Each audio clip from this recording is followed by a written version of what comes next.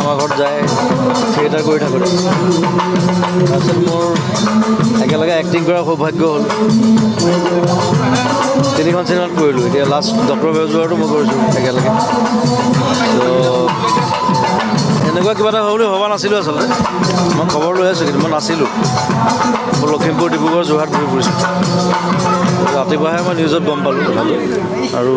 কথাটো দুৰ্ভাগ্যজনক আৰু এতিয়া কমপ্লিকেচি কি হ'ল কেনেকৈ কি হ'ল এইটো আৰু এইটো উপায় নাই এতিয়া চিনেমাখন আছে তেওঁৰ এইখন চিনেমা লৈ পেলাই বহুত ড্ৰিম আছিলে তেওঁ ডক্টৰ বেজবৰুৱাই আকৌ বনাব চ' আমি চবেই মিলি কৰিলোঁ চিনেমাখন মই লাষ্ট বেকগ্ৰাউণ্ড মিউজিকৰ কাম কৰি আছোঁ এতিয়া 2টামান ৰিলিজহে বাকী আছিলে চ' চিনেমাখন তেওঁ চাই যাব পৰা হ'লে ভাল লাগিলেহেঁতেন তথাপি চিনেমাখনে ভালকৈ ৰিলিজ কৰিম তেওঁৰ নামতে আৰু সকলোবিলাক লাগি আছোঁ আমি ৰাজেশ মই চিকু আছে সিদ্ধাৰ্থতো লাগি আছে চ'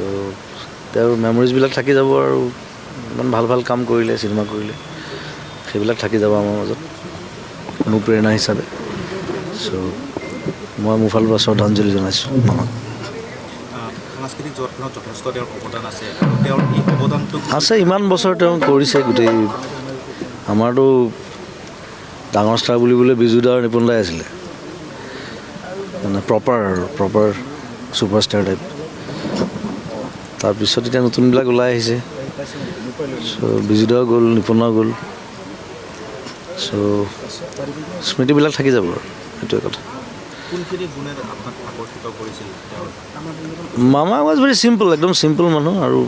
মই যেতিয়া তেওঁৰ ডাইৰেকশ্যন কৰিছে মই এক্টিং কৰিছোঁ ডক্টৰ বেজবৰুৱা প্ৰথম দিনা মোক কৈছে তুমি নিজৰ মতে মোক বনাই লোৱা কেৰেক্টাৰটো মই একো নকওঁ তোমাক তুমি যিটো মানুহ সেইটোৱে লাগে মইতো ভালেই পালোঁ ডেটছ গুড চ'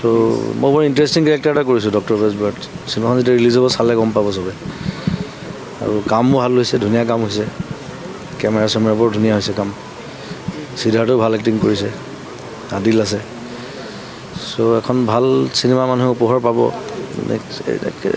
আমি প্লেন কৰিছিলোঁ নৱেম্বৰত এতিয়া চাগে অলপ দিন পিছাব লাগিব কেইদিনমান চাগে চ' চাওঁ কেনেকৈ চিকুহঁত আহক কথা পাতিম কি কৰা যায় মই মোৰ কামখিনি শেষ কৰি দিম আৰু নৱেম্বৰৰ ভিতৰত তাৰপিছত আমি